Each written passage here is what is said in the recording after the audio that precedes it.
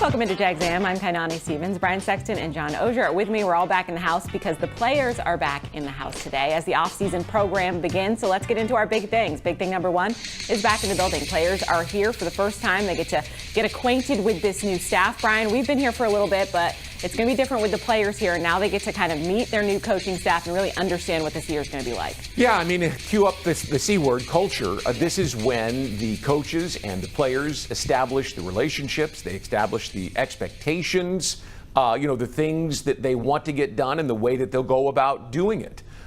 It's voluntary. It's completely voluntary. But you would think, John, that this is a really important time for every player to be here just to get to know the coaching staff, to get a feel for how they're going to do things. I saw Mike Vrabel, sent letters to all the Patriots in his first year, voluntarily talked about volunteer. It is totally voluntary, but it doesn't make it less important when you have a new coach. Yeah, it's voluntary, but it's a little awkward if you show up for training camp and you haven't met anybody yet. Yeah. So it's voluntary, but most players, especially in this first year of a new regime, I haven't been around very many players who, even really experienced good players, who don't show up and get involved in that first. When I talked to Liam Cohen last week at the owners' meetings, I asked him, what can players expect when you show up? And he talked about the energy. And, when they walk in the building, the coaches want them to know this is what it's going to be about. I also think, Brian, there's going to be some, look, this is a new thing. What you're walking into is not what it was before. And there's a little bit of a, tighten the belt. I do think also, and there's no way to quantify this, but if you're a player, especially a player who's gotten another bite of the apple, if you're Trevor, if you're Josh, if you're Tyson, if you're one of these guys who's up for a contract, you have to look and see what the owner did. I mean, to make the clean sweep, which they had not done around here since 2013, to send the entire defensive coaching staff packing after just bringing them in. It was a serious financial investment, emotional investment in this franchise, turning things around by the owner. And I would think if you're a player, you'd want to take a bite of that apple now. And you look at some of the players that were let go as well, veteran players here that we're used to seeing, Evan Ingram, Christian Kirk. It's all different now. There's some new free agents that were brought in, so a lot of new faces all around. Our second big thing today is going to be fifth-year option. John, I think one of the most obvious no-brainers of the week. They pick up the fifth-year option on Trayvon Walker, and people outside of Jacksonville don't seem to understand as much because I know they don't watch Trayvon as much, but obviously this is a no-brainer for them. What does it mean in terms of a long-term deal, though? Does this affect that at all? Well, not really. I mean, I think it shows certainly, hey, we like Trayvon Walker. I think everybody who follows the team knows how important Trayvon is and knows what a core piece he can be. I don't necessarily think the fact that they did the fifth year means that they are going to do Trayvon's long-term deal in a week. It's kind of hard to explain, but when a new regime comes in, even if a guy is going to be a core player, they've only been around Trayvon, the new regime, to shake his hand. He's only been around them to shake their hand. There's nothing wrong at this point in terms of the long-term deal, Brian, of just saying, hey, we know this is going to work, but let's just see it work for a while, see how everybody likes it, see how you flourish. I don't think there'll be any problem once the time is right to get Trayvon done. And again, the fact that the long-term deal isn't done yet in no way means they don't like Trayvon. They love him. Listen, I don't think it'll take very long, Kai, for them to decide, hey, let's get this deal done. Right? Not that there's any sense of urgency, but when they see the way that he works, when they see his physical skill set, when they understand what he means to the defensive front, they love him. They're going to love him even more, and they'll get it done. I don't know how it works, if he'll ever play on the fifth-year deal, or they'll get a new year in place and supplant that, or how they'll put it all together. But he'll be here, and they'll get him a long-term deal. And I'll say it one more time. He's the first player since Calais Campbell, the first player the Jaguars have ever drafted that's posted back-to-back double-digit sack seasons. And I can't see any reason, John, why he wouldn't be the first to have 3 consecutive double-digit sack seasons. He may never be the 17-sack guy that Josh Allen is, right? But he is absolutely a double-digit sack guy year after year after year because of the way he plays the game.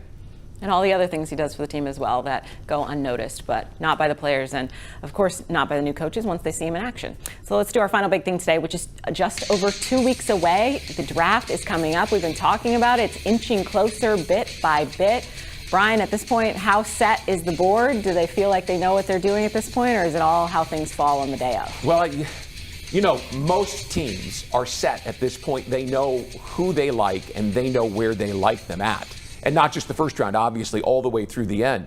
But, you know, you've got a scouting staff that was here, a general manager who wasn't. They've brought in a new element with the analytical and strategical side of things. So I wouldn't be surprised, John, if they're still tweaking things around the edges. But my sense is they know who they want.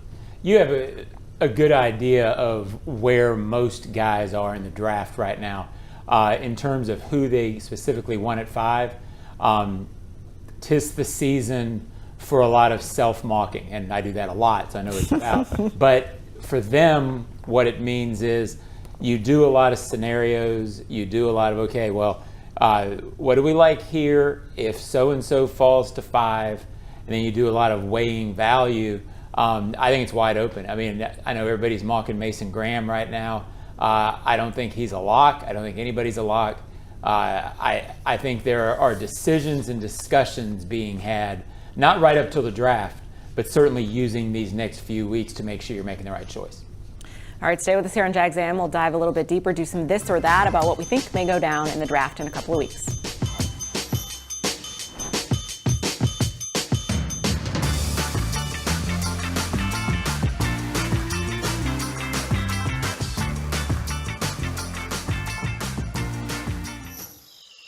Can you imagine rising for work before the crack of dawn? Tending to hundreds of acres of land before dusk? Well, that's what happens on 47,000 Florida farms every day. Florida's farmers work hard to grow nutritious food for you and your family. And you can help support them by enjoying delicious Fresh from Florida produce. Look for the sunny Fresh from Florida logo where you shop, or visit freshfromflorida.com to learn more. Hey, I'm Logan Cook, punter for the Jacksonville Jaguars. Driving distracted or stolen is dangerous for you, and it's dangerous for everyone on the road around you. Ride with Do Not Disturb. That call, text, or social media message can wait. Choose your music before you turn on the ignition. Anytime your eyes are not on the road ahead, you're distracted, so pay attention. But remember, drive high equals DUI. Plan ahead, have a designated driver, keep a clear head to see clear ahead, and let's get everyone home safely. What's the best part about lawn care during the winter? You can give it a rest. Lawns only need watering up to once a week. Really, that's it. Using less water means you're saving time and money that you can put towards something else. Before you run your sprinklers, remember, give it a rest and only water up to once a week. For more information, visit waterlessflorida.com.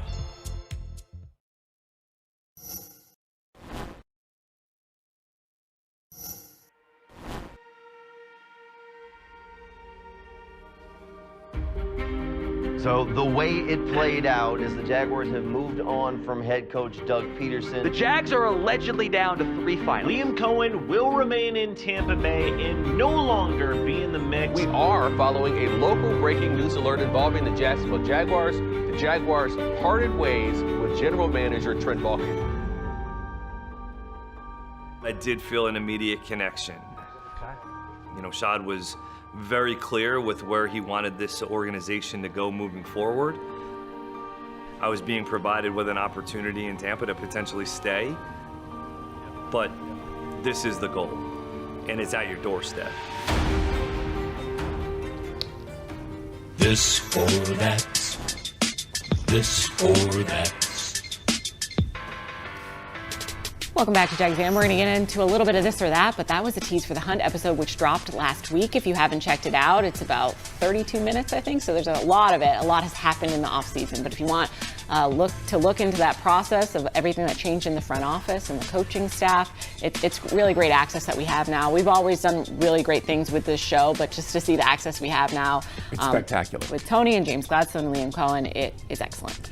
It doesn't get much better than that. You know, I've seen a lot, and I'm sure you guys have too, around the league of team produced behind-the-scenes content, nobody has access better than this team does now. Yeah, this is off the charts access, and it goes without saying that doesn't happen without leadership buying in. Tony, Liam, and James have been outstanding on that because they want the fans to see what's going on. So you got to give a shout out to the crew that produces that, because there is a lot of passion that goes into the early mornings and the late nights and the travel and being behind the scenes and developing the relationships. It's a great production. Absolutely. They're working on it right now with all the players arriving today for off-season workouts, voluntary workouts. We're going to talk a little draft, though. We are just over 2 weeks away, which is crazy because I feel like we've been talking about it for a while, and we're inching slowly closer to these mocks, and we don't really know what's going to happen. We are currently sitting at the 5th pick. So do we think they're going to stay at the pick, or are they going to trade the pick? Well, I think, or what's your choice, maybe? Let's do it that way. I think they're going to stay because I think it's a year where it's going to be hard to trade. And that's just a guess. You don't know until you're on the clock. But there's been so many years where everybody's talked trade beforehand, and the GM comes out and says, yeah, we wouldn't have minded, but no one was willing to come up. Call. So this feels like that year because it feels like the 2 quarterbacks are going to go before the Jags. That's just sort of consensus. And if there's not a quarterback at 5, then a lot of people believe that the 2 great players in the draft are Carter and Hunter. And that at 5, you're starting that run of good players, but not necessarily better than the rest. So I think they'd like to trade, but I think most teams would like to trade back this year. So I think it'll be difficult. I'll go from the I'd like to see him trade back, but no further than 9, because I've been told by people that I know in this league that there are 9 guys that are difference makers, 9 guys that have true first-round grades, John. And so if you're going to go back for this team and the roster needs they have, it doesn't matter. I mean, you get a receiver, you can get a defensive lineman, you get an offensive lineman. You have a pick in those 9 guys. So don't miss on the chance to grab one of those, because you have 10 picks this year. You have 11 picks next year.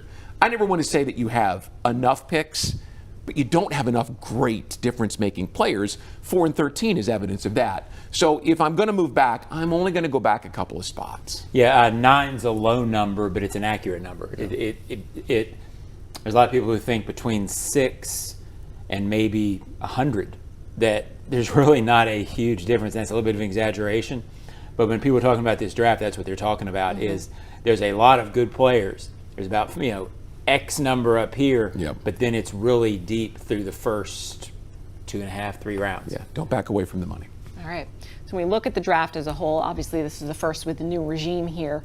So how big of a deal is this draft? Obviously there's been important drafts in the past, but for this franchise where they're at this state, is it just the next draft, or is it really important that they get this right? No, I think it's really important they get it right. And again, you could go defensive line so that they can push the pocket and play to their playmakers on the edge. You could go to the defensive line because of the running game. You could go to the offensive line because of the offensive struggles they've had converting on 3rd down and 1. Where are the touchdowns coming from right now that you've let go of 2 guys that were incredibly important to your offense? No, I think this is a very important draft, John, because you need to grab a player that can be a difference maker right away. Yeah, it's important because it's the first draft of James Gladstone, and I think he's going to be here for a long time. I don't want to necessarily overemphasize the importance because it's not necessarily considered a great draft where you're going to get great in the 2nd or 3rd round. You're going to get good, solid. So I think it's important in this sense. If you're James Gladstone, you want to set the tone for what you're going to be, the direction for what you believe. You want to get good players and start raising the young floor of the roster. He feels like he's already raised the floor. So I think it's really important to get a good start.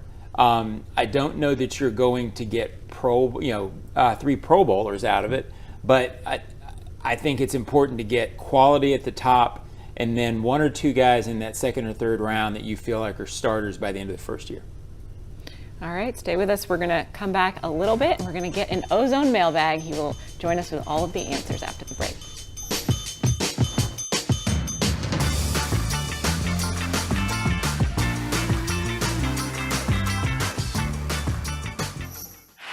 And that's a Magellan first down. Move the freight, move the freight, move the freight. Would you like to control your own income? Work at Magellan Transport. Voted the coolest office space in Duval. Bring your talents and let your career flourish. Visit their website at MagellanLogistics.com and apply online. Trust service. Trust Magellan. Jacksonville builders score big with DL Cabinetry. As the official cabinet supplier of the Jacksonville Jaguars, they offer top quality kitchen and bathroom cabinetry for any project. Enjoy fast turnaround, complimentary design, and great prices.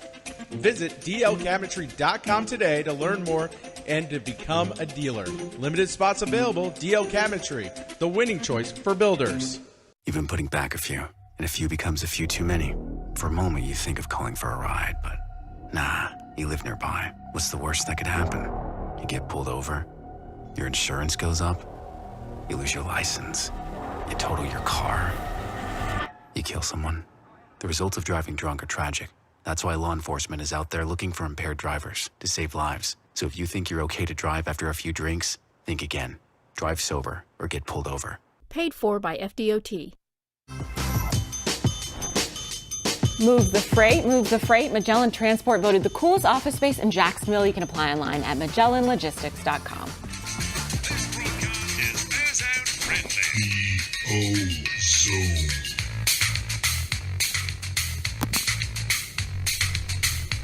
There we go. We're bringing back the Ozone mailbag, John. I know you're thrilled. You do it every day, so we might as well recap some of the good ones.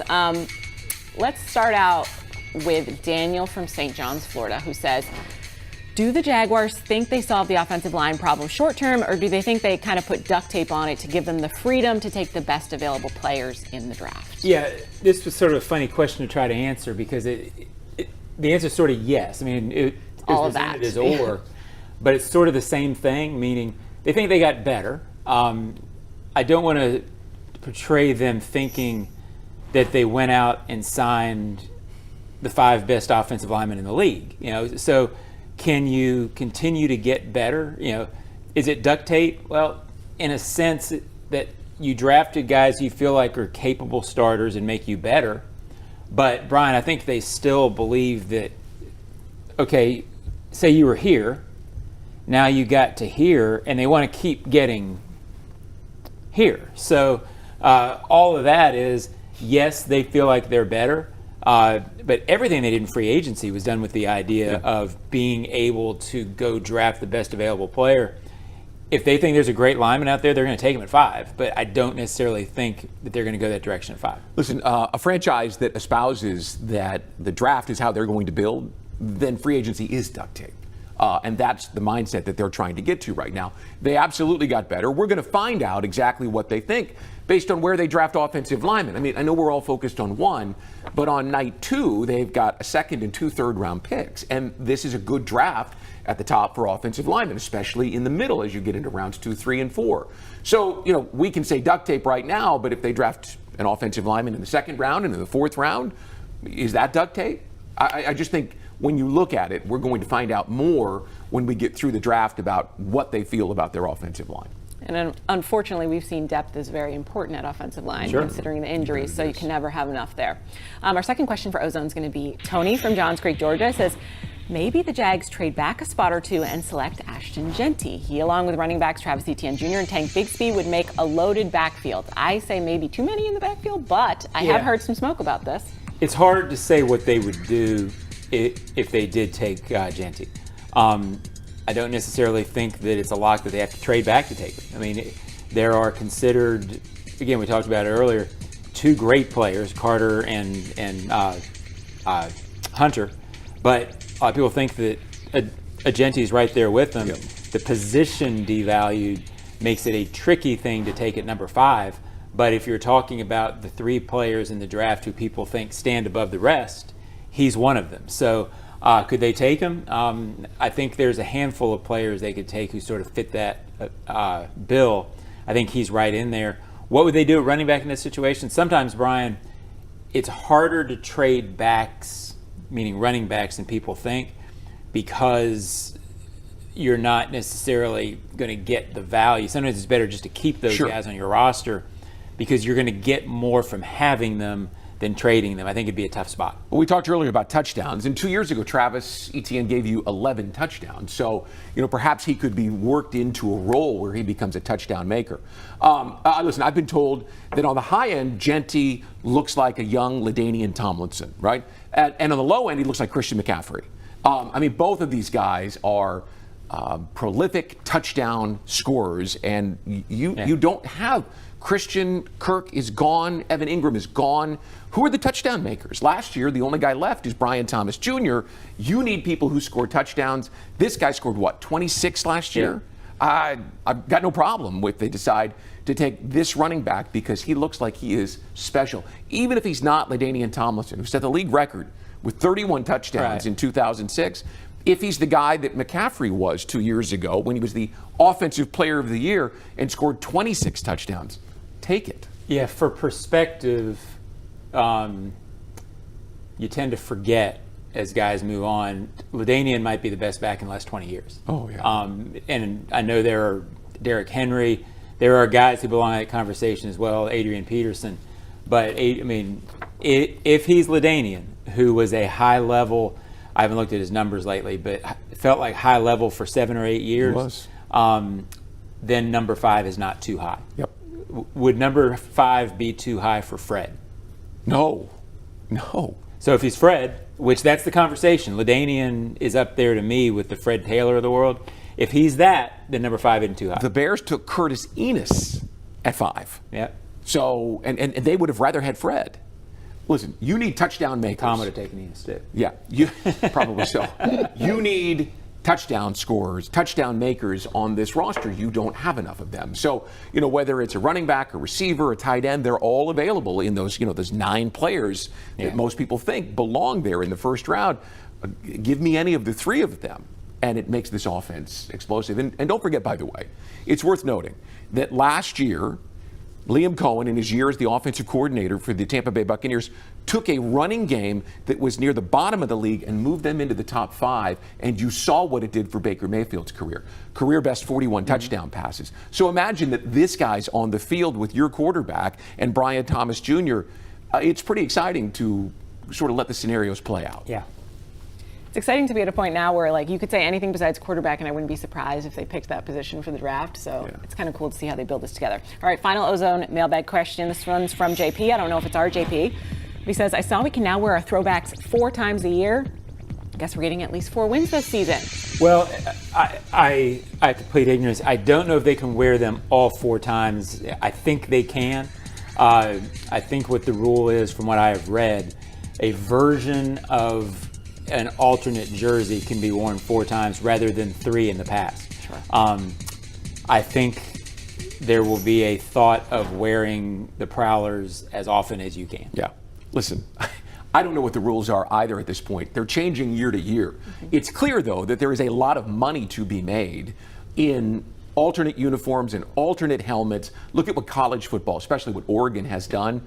We're getting to the point where you feel like maybe they're just going to take all the rules off and it's going to be wear what you want. I doubt the NFL will ever do that because the NFL really likes people who can be in a sports bar without the sound and know that they're seeing a certain team. But half the schedule now is and an alternate uniform. Yeah, they're getting closer. I don't think they'll go where it's Oregon, where you can basically see, or remember Maryland a few years back where they were in purple at some point, I think. So I don't think they'll go to that degree, but they're going further than I ever thought they would. Yeah, they're putting a lot of emphasis there on the merchandising side of things, and that's what the NFL does well. They make money.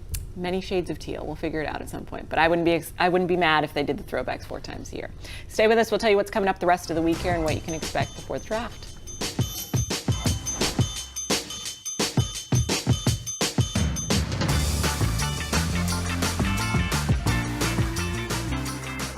Floridians, do you know how close you are to freshness?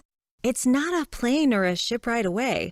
It's not across an ocean or over the equator. It's not even a far drive. The peak of freshness is at your grocery store, and it's called Fresh from Florida.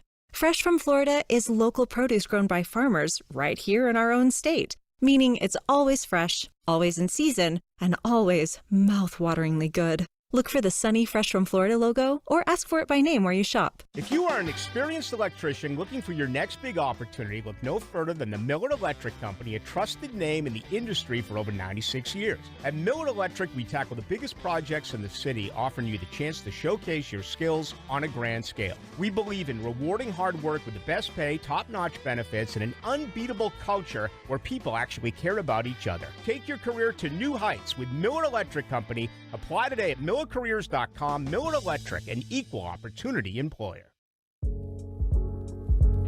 Hey, I'm Logan Cook, punter for the Jacksonville Jaguars. Driving distracted or stolen is dangerous for you, and it's dangerous for everyone on the road around you. Ride with Do Not Disturb. That call, text, or social media message can wait. Choose your music before you turn on the ignition. Anytime your eyes are not on the road ahead, you're distracted, so pay attention. But remember, drive high equals DUI. Plan ahead, have a designated driver, keep a clear head to see clear ahead, and let's get everyone home safely. Jags AM brought to you by Fresh from Florida. It's always in season. And Florida Gators are on top today. I should give a shout out to them. We got a bunch of them in the building. They've been telling me about it. I've heard it. You got this one right here. Well, yeah, I mean, well, John doesn't throw it in your face. He's just a secret Gator. I'm not a huge Florida Athletics fan compared to a lot of people in the building, but I did get a little bit into this team the last 2 weeks, and because some friends of mine cover the team, so I kind of follow them, and they're an impressive champion the way they won it. So it was kind of cool to see. Listen, I'm a college hoops guy. I went to Kansas, and so I think I know a thing or two about it. But to watch that team take Houston, which that defense was as good of a college basketball defense as I've seen since Nolan Richardson's 40 Minutes of Hell, if you remember that at Arkansas. Man, was it good. And for Florida to take punch after punch after punch, down 12, in the bonus with 13 minutes to play in the half, I thought, well, this one's over. And Florida just kept standing in there, taking the punch and delivering. And then, of course, the guard comes alive at the end with a couple of big three-point shots. It was a really fun game to watch, even though it was, 65-63? Yeah, you talk about mental toughness for a college player. For Clayton to have the kind of half he did and then hit huge shots in the second. Over watching sports for a long time, you see a lot of people melt when they don't have a great, expectations high. And it looked like it didn't even affect him. He looked like an Iceman and then hit huge shots. They don't win the championship without him. Yeah. It was cool. I mean, I don't follow college basketball like I did a long time ago when I was covering it. I covered Florida's first Final Four in '94. So it was, Lon was a very good coach. Good Kansan. And it was cool to see a team that you felt like was doing it the right way. Yeah, it was fun to watch. March is such a special time of year, so congratulations to the Gators, the champions, as I've seen. Yeah, very good. Love a pun. John, what's going on this week? They're coming in, they're stretching, they can do some squats, but they can't touch footballs yet. Yeah, I got a little stretching this morning, so about the same. I'm on board. Do a little yoga. Reaching for your coffee. This year is, so much of this week is meetings, it's getting to know these guys, and it's really starting to jump into the schemes in terms of meetings. The on-field stuff is still a ways off by rule. Yeah. So, but one final thing, if people haven't heard it, the Ozone podcast last week was Rams general manager Les Snead. Awesome. I usually don't, promote that much on this show, something else, but the Les Snead was really fascinating. His thoughts on what Tony Baselli means to the organization and what that kind of a vision can mean, and obviously his thoughts on Gladstone and Cohen, who he knows well. It was interesting stuff that I would recommend if you're interested in what these guys are about to go back and listen to that. Absolutely. Now, before we get out of here today, I do want to mention one addition to our production department here at Jaguars. We have Elizabeth Hockman is our newest addition here to Jaguars AM, which is our, I guess he has many titles, I will say, editor, photog, just general. He's in my phone as Mad Max. John's favorite person. Max, he's the best. But he's responsible for all of the Maximus. He's responsible for all of the mic'd up content that you guys love so much. But we have baby Elizabeth Hockman that is joining us, and very cute. We love baby photos, so I had to share. But Max will be out for a while. He'll be back for mic'd up during the season. But congratulations to them. Mom Katie's doing well as well, and exciting. First, any dad advice? Did you guys give him any dad advice? Well, first of all, Max has the same outfit, so they're wearing matching. He does. He does love pink. He does love pink. No, Max and Katie will be great parents because they're great people. My advice for him was before the baby arrived to enjoy sleeping because he's not going to get as much of it as he's accustomed to for the next couple of months. Max likes some naps, so he'll have to figure that out, get on the right schedule. Anyway, thanks for joining us. We'll see you next week on Jags AM.